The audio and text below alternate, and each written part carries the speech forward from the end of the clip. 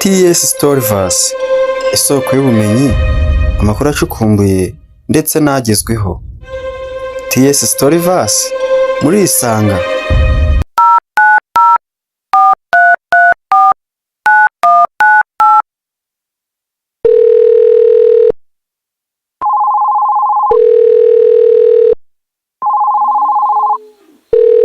Ese nawe uri umwe mu bantu bibaza ukuntu umuntu ahamagara ndetse akanahamagarwa, uburyo bigenda? Ese utekereza binyura mu buhe buryo?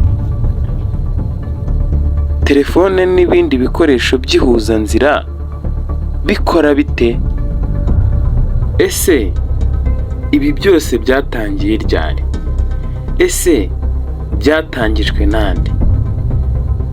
Uyu munsi tugiye kurebera hamwe ndetse tunasobanukirwa ikoranabuhanga riri mu guhamagara ndetse no guhamagarwa.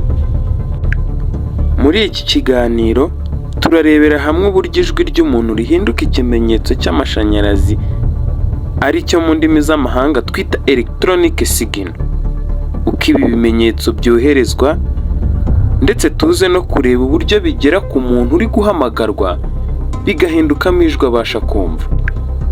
Turaza kandi gusobanukirwa ibice by'ingenzi bigize uburyo bwo guhamagara nka microphone, transmitter, receiver ndetse na speaker. Mbahaye ikaze mu kiganiro TS Insight Nation cy'uyu munsi.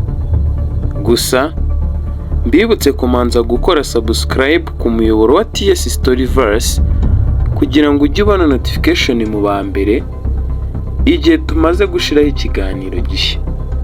Gusa mujye mwibuka no gusiga commentaire mutubwira icyo mushaka ko twazabakorera ikiganiro. Mbahaye ikaze.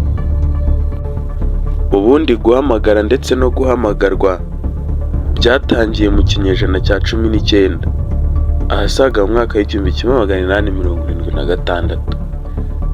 Amateka tubwira ko tariki 10 z'ukwezi kwa gatatu 1876 umunya-Scotland Alexander Bell aribwo yakoze telefone ya mbere ikora neza. Telefone imwe yakoze yayishyize mu cyumba kimwe cyari kirimo Mr. Watson, indi arayigumana. Mr. Bell yahamagaye umufasha we Mr. Watson, aramubwira ati, ngwino hano ndashaka kukubona. Iri jambo Bwana Bell yabwiye umufasha we Mr. Watson ni naryo rya mbere ryavugiye kuri telefone kandi ikora neza. Ubundi guhamagara bitangira wowe uvuga, ukivuga niyo waba uhumetse gusa bitanga icyo twita sound wave. Mu kinyarwanda twabyita umuraba w'ijwi. Urugero, guhamagara umuntu ukavuga ngo aro, iyi aro gusa ni sound wave cyangwa se umuraba w'ijwi ubutanzi. Iyi miraba y'ijwi rero cyangwa sound wave zihita zigera kuri microphone.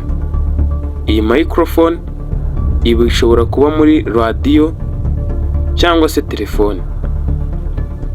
Microphone ihita izifata ikazihinduramo electronic signal cyangwa se ikimenyetso cy'amashanyarazi. Ifata ibyo wavuze ikabihindura muri fomu y'amashanyarazi.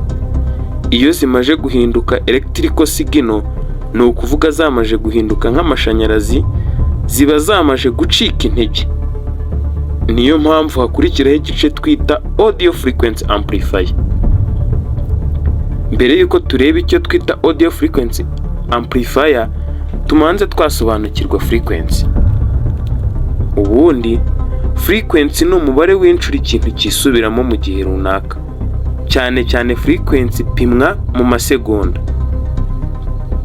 Hanyuma audio frequency ni igipimo cyerekana umuvuduko w'ijwi uko ryisubiramo.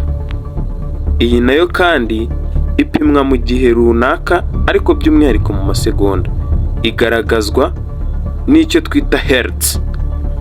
Hanyuma audio frequency amplifier ifata za electrical signal twabonye haruguru ikazongerera imbaraga. Kubera ko iziduha zamaze kongererwa imbaraga tuzita audio frequency amplified. Izi audio frequency zamaze kuba amplified ni ukuvuga zamaze kongererwa imbaraga zijya mu cyo twita mixer.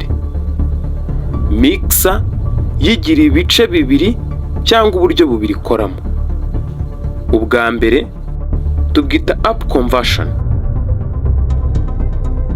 Mixer ifata za audio frequency zamaze kuba amplified ikayizamura hejuru kugira ngo ize kunyuruzwa muri antenne.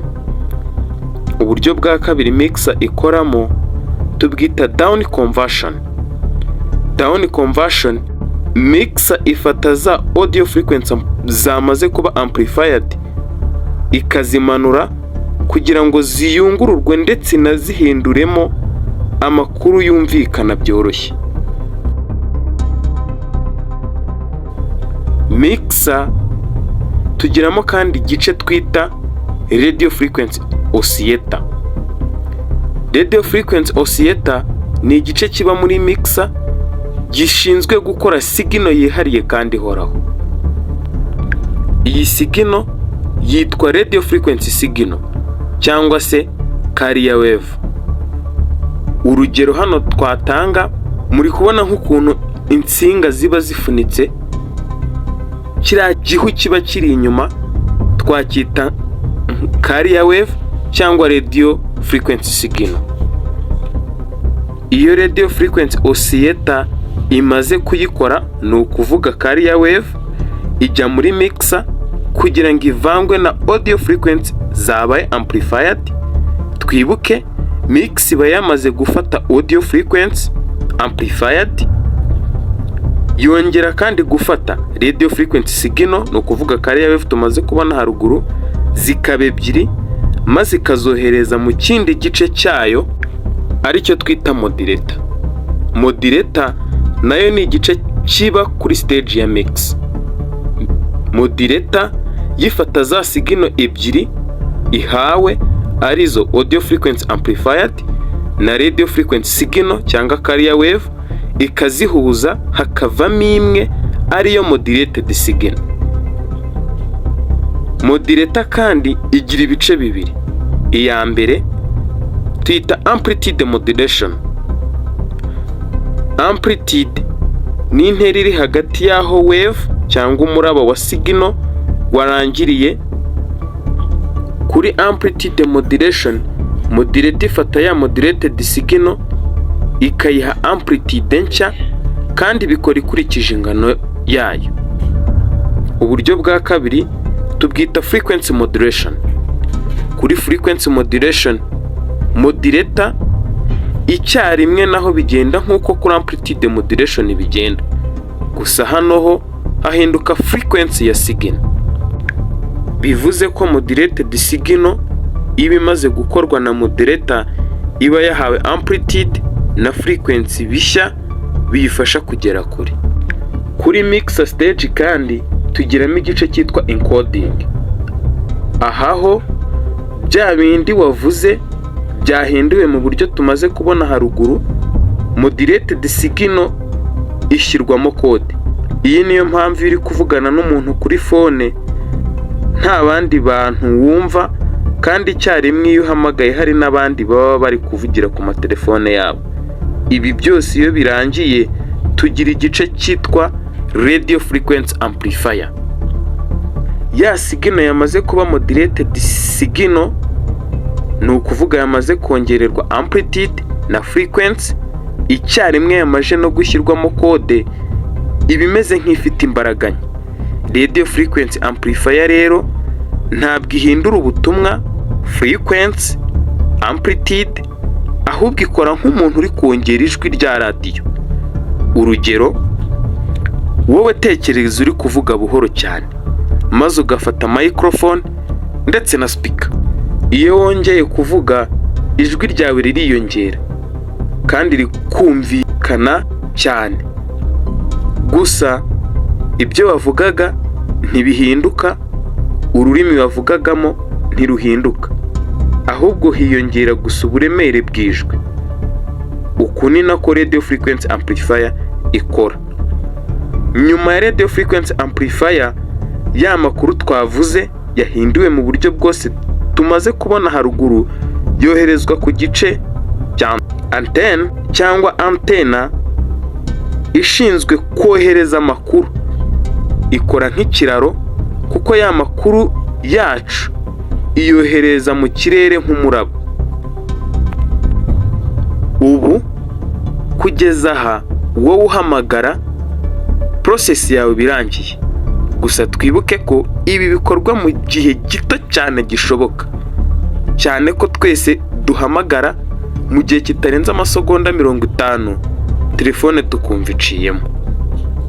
Ese dusigare twibaza ngo bigenda bite kugira ngo wowe uri guhamagarwa ubone kuri guhamagarwa? Mu gihe uhamagara twamwita nka transmitter, uhamagawe tumwita receiver. Ubwo uhamagara batangira avuga tukabona icyo twita sound wave cyangwa se umuraba w'ijwi. Uhamagarwa we bitangirira kuri receiving antenna. Mwibuke neza ko uhamagara birangirira kuri antenna cyangwa se twakwita nka sending antenna. Uyu we rero bitangirira kuri receiving antenna. Receiving antenna yakira za sigino zitumanaho zivuye kuri wa muntu wahamagaye ibifashijwemo na network tower. Iyi antenne imaze kwakira za sigino izi icyo twita radio frequency tuner. Icyarimwe haba harimo na radio frequency amplifier, kubera ko mu kirere haba hari sigino nyinshi cyane ko haba hari n'abandi bari kuvugira ku matelefone icyarimwe bahamagara ndetse banahamagarwa. Itoranyamo sigino imwe igendeye kuri frequency. Twibuke kandi ko ya sigino yacu iba yashyizwemo kode. Sigino turi kuvuga iba yashyizwemo kode ni yaturutse kuri wa muntu wahamagaye. Urugero, niba uri mu isoko hari abandi bantu benshi bari kuvuga, reka tuvuge ku gutwi kwawe gufite radio frequency tuner. Niba harimo umuntu umwe uzi ijwi rye niwe uzumva, abandi birengagize. Ni nako radio frequency tuner ikora. Iyo radio frequency tuner imaze gukora ibyayo, ari byo guhitamo ya sigino yongerewe imbaraga, iha demodulator. Demodulator yo ikuramo ya kode bayashyizwemo kuri modulation stage. Twibuke ko modulation stage iba mu gice cya wa muntu uri guhamagara. Hanyuma iyo bigeze ku muntu uri guhamagarwa dusangamo iki gice cyitwa demodulator. Ya kode bayashyizwemo kuri modulation stage ivanirwamo hano kuri demodulator. Ikindi demodulator kandi ikora, twibuke ko kuri modulation stage ya sigino yacu iba yahinduyemo carrier wave cyangwa se umuraba w'amashanyarazi. Demodulator rero ifata uyu muraba w'amashanyarazi cyangwa carrier wave ikawukuramo ya makuru. Ni ukuvuga ko rwa rugero twari twatanze guko hari urutsinga ruba rutwikiriwe na cover, ubwo urutsinga turarushishura cya gikava kikavaho. Ni ukuvuga ko ya makuru yarari muri carrier wave avamo. Ni ukuvuga ko iyo birangiye ya makuru yacu amaje kuvamo, tubona icyo twita audio signal. Twibuke audio signal ni ya makuru twavuze yahinduwe na microphone ya wa muntu wahamagaye. Izi audio signal cyangwa se ikimenyetso cy'amashanyarazi zijya muri audio frequency amplifier ikazongerera imbaraga, hanyuma bikagera ku muntu wahamagawe kuri loudspeaker. Uru rwari urugendo rwo guhamagara ndetse no guhamagarwa. Ese ni iki kigutunguye muri uru rugendo rwo guhamagara ndetse no guhamagarwa? Ndabashimiye mwe twabanye mu kiganiro TS Insight Nation cy'uyu munsi.